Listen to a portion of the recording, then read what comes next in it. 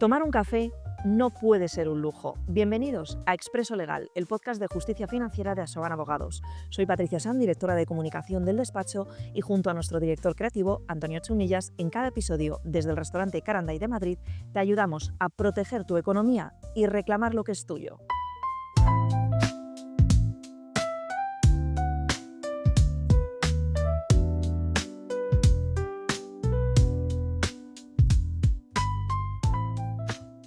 ¿Qué harías si un fondo buitre intenta echarte de tu casa, aunque tienes un contrato de arrendamiento en vigor y todos los pagos al día?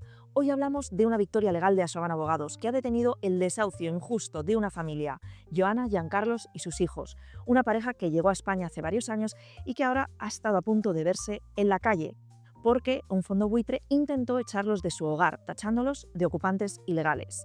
Pero repetimos, ellos pagaron religiosamente las cuotas de su alquiler y ahora la justicia le ha dado la razón. En este episodio, además de con los protagonistas de la historia, tendremos a Roberto Ugena, periodista encargado de vivienda en el digital de El Plural, que nos explicará el drama del mercado del alquiler en España, y a Marta Fernández, abogada experta en hipotecario y fondos de inversión de Asoban Abogados, para explicarnos los matices legales.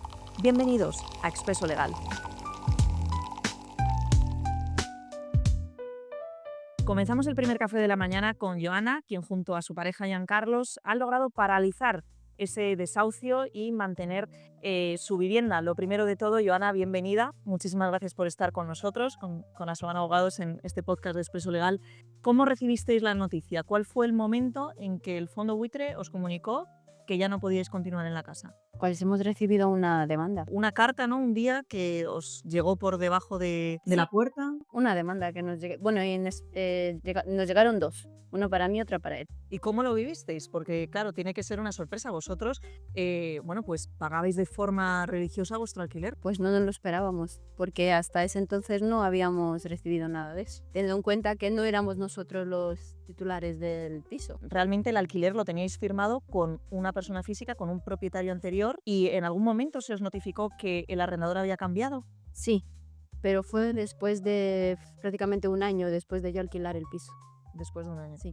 A ver, no era la primera vez que la primera vez que vinieron a casa fue después de hace un año. Fue un señor que tocó a la puerta diciéndome que es que el piso estaba embargado y que correspondía a este fondo buitre. Entonces yo no me lo creía, yo diciéndole que tengo un contrato de alquiler donde acaba de entrar en el piso, eran unos cuantos meses que yo tenía los pagos al día y todo, y me dijeron que no, que es que ese piso estaba embargado. Porque tú y Ana llevabas allí viviendo desde hacía mucho tiempo. Hace casi un año, desde que este señor me alquiló el piso. Y además con una circunstancia personal muy concreta, porque tienes, ¿no? Cuéntanos un poquito, familia. En ese entonces, cuando alquilaba el piso, tenía a mi hijo el mayor. Ahora mismo tiene 10 años, pues que tendría a lo mejor 6 añitos por ahí. Entonces estábamos, yo y mi hijo, estaba buscando un piso.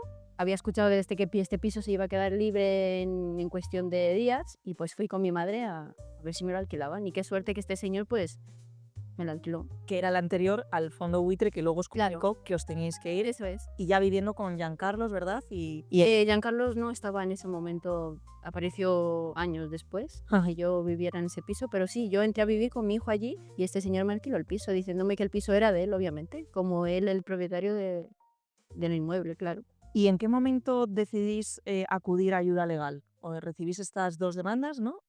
¿Cómo fue el proceso? En el mismo instante que la recibimos, por una conocida, encontré a Marta, que también es abogada. Le dije que si me podía echar una mano y ella me recomendó a Marta, diciéndome que era un bufete de abogados muy bueno y que ellos me podían ayudar. Y no dudé y me puse en contacto con ella al instante. Tendremos a la protagonista, ¿no? A nuestra abogada en unos instantes. ¿Y cómo fue el proceso? ¿Cómo te atendió Marta? ¿Cuánto duró? La verdad la llamamos por teléfono, estábamos los dos, pusimos el móvil en altavoz, estábamos muy nerviosos porque no sabíamos qué estaba pasando. Claro, pensabas que os ibais a echar de casa. Claro, lo primero que se me viene a la cabeza es cómo salgo a la calle con 3 niños. El más pequeño, que tiene un año y poco. Y claro, además que no éramos nosotros por los que tenían que ir algún día, ¿no? Porque no éramos los afectados, era el que dijo que era suyo el piso. El antiguo propietario. Claro. Entonces llamamos a Marta y nos explicó, nos dio mucha seguridad de que no nos preocupásemos, que no podían sacarnos de casa y tal cual, y nos dio mucha tranquilidad. Bueno, pues la verdad, Joana, que muchísimas gracias por tu testimonio. Como bien sabes, esto es muy importante para todas las personas que pueden estar en vuestra situación. ¿Tú crees que el hecho de que seáis personas jóvenes, que habéis venido de fuera de España, ha podido afectar en que el Fondo Buitre intentara, bueno, pues, ¿no? De alguna forma aprovecharse de vuestra situación, que sois personas trabajadoras? Pienso que el piso, ellos sabían hace mucho tiempo que ese piso ellos lo tenían embargado y que los correspondían, pero justo en ese momento es que ni dudaron en preguntar, ni se pusieron a intentar a ver quién no estaba, directamente fueron por los otros, que no tenemos nada que ver. Entonces, no creo que tenga nada que ver el que seamos de fuera o el que seamos de aquí. Simplemente sí que, oye, pues aunque seas de aquí o de fuera, te afecta y te asusta. Y el susto te le llevas, y más si hay menores de por medio. Pues Joana, muchísimas gracias por, Gracias a ti. por haber venido hoy con nosotros en este primer capítulo de Expreso Legal. Y enseguida vamos a conocer a Roberto Ugena, el experto en vivienda del digital del plural, quien nos va a contar un poquito más, bueno, pues la situación de Joana, cómo se extrapola a gran parte de otras personas en España.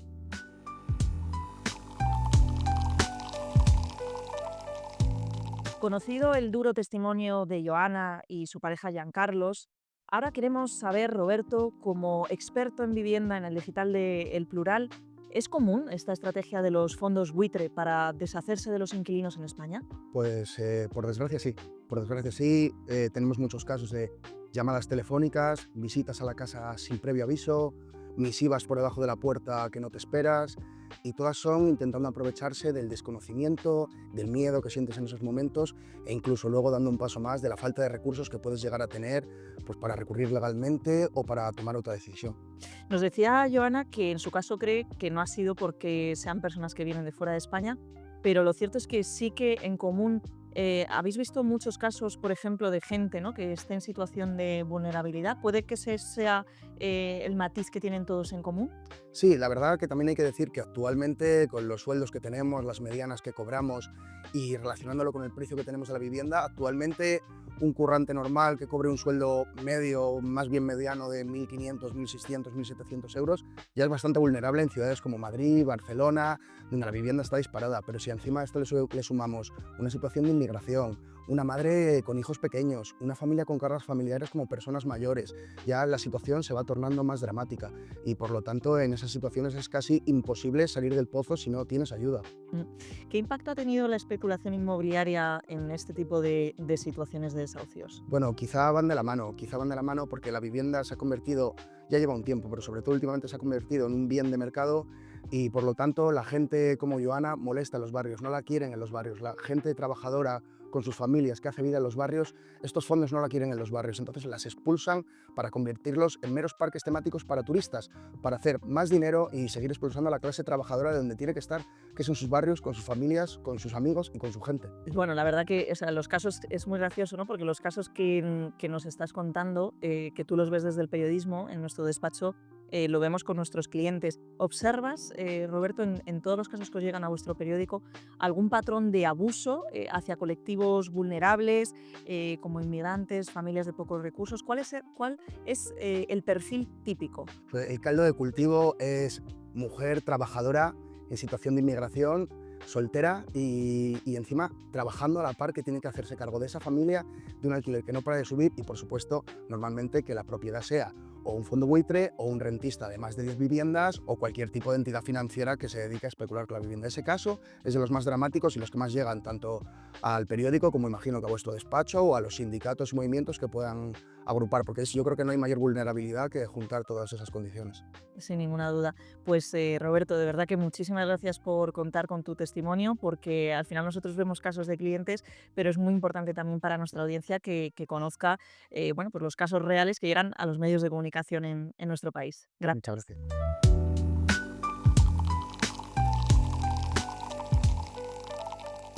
Por último, y lo más importante, queremos que conozcáis los matices legales y para ello tenemos con nosotros a Marta Fernández, nuestra abogada de Asoban Abogados, experta en derecho hipotecario y fondos de inversión. Bienvenida, Marta. Gracias, Patricia.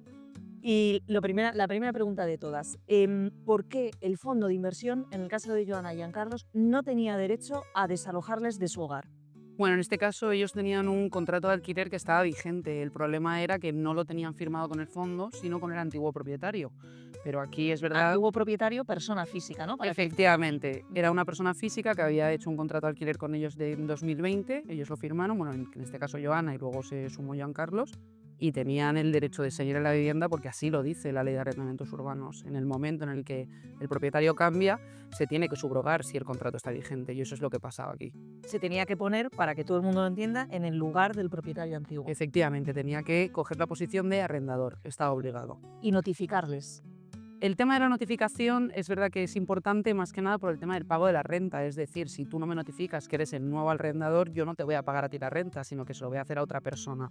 Eso podría derivar en un desahucio por falta de pagos y en este caso no queríamos, con lo cual a la par que les llegó la demanda también interpusimos con la misma la documentación acreditativa de que estaban al día de pago con el anterior propietario y no les habían avisado de que había cambiado ese propietario. Claro, porque este caso concreto nos llamaba mucho la atención en el despacho porque se trataba de unos inquilinos que sí que habían cumplido con su obligación del pago de alquiler mes a mes sin haber faltado a ninguna cuota. ¿Por qué es importante, Marta, que los inquilinos conozcan sus derechos en situaciones similares? Bueno, en este caso es muy sencillo. En el momento en el que sabes que tu propietario cambia, que en este caso se lo notificaron por debajo de la puerta enviándoles una carta al fondo de manera abusiva claramente, estaría claro que simplemente sabiendo tus derechos tú puedes decir que tienes derecho a estar en esa vivienda. Siempre recomendamos obviamente el asesoramiento legal para que esa respuesta sea vía burofax y quede acreditada fehacientemente y vía escrita, pero es verdad que es suficiente con eso para que no te interpongan una demanda y abusen de su derecho como fondo buitre. Si, por ejemplo, alguien que nos está escuchando recibe, porque esto en España, por desgracia, nos lo ha contado Roberto, está ocurriendo cada vez más, una carta de desahucio en su casa, ¿cuál es el siguiente paso legal que debe hacer?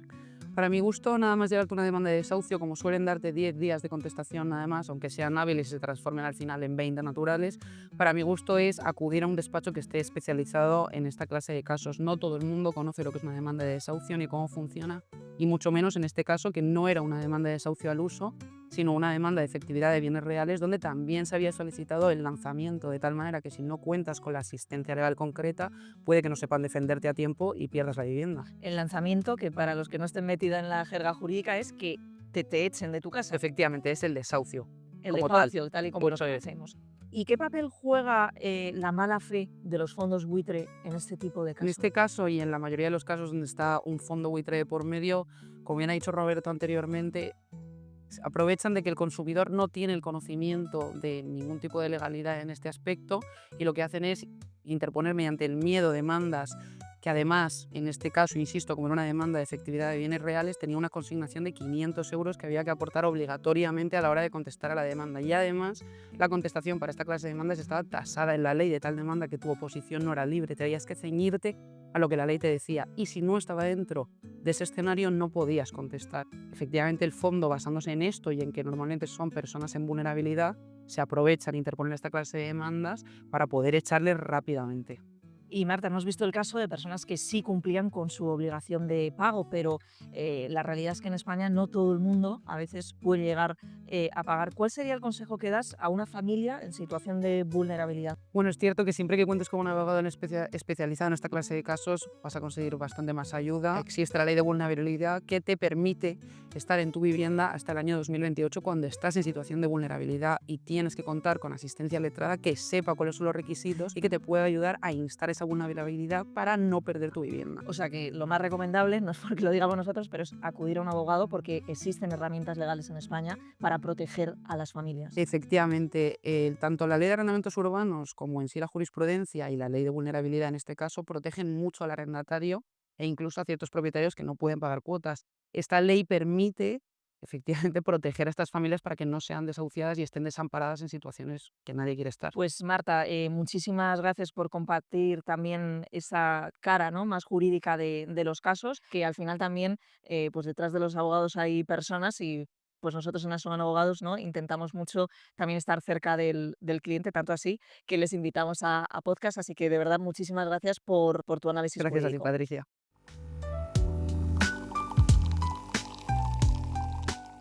Hoy Joana nos ha demostrado que conocer los derechos y actuar a tiempo puede marcar la diferencia entre perder tu hogar o mantenerlo. Si alguna vez te encuentras en una situación similar, recuerda que la justicia en España está de tu lado y que tienes herramientas legales para protegerte. Si este episodio te ayudó, hizo reflexionar o necesitas más ayuda, visítanos en www.asobanabogados.com. Soy Patricia Sanz, directora de comunicación del despacho, y ha sido un placer desde el restaurante Caranday en Madrid acompañarte en este primer episodio sobre los desahucios. Nos escuchamos en el siguiente Expreso Legal.